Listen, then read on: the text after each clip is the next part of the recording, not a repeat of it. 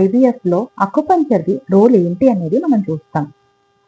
చాలా మంది రీసెర్చ్ సెంటర్లో అకుపంచర్ ట్రీట్మెంట్లో అంటే ఐవీఎఫ్ వెళ్ళే అప్పుడు అకుపంచర్ థెరపీ చేసుకునే వల్ల సక్సెస్ఫుల్గా అవుట్కమ్ రిజల్ట్ అనేది ఎక్కువ కనిపిస్తుంది.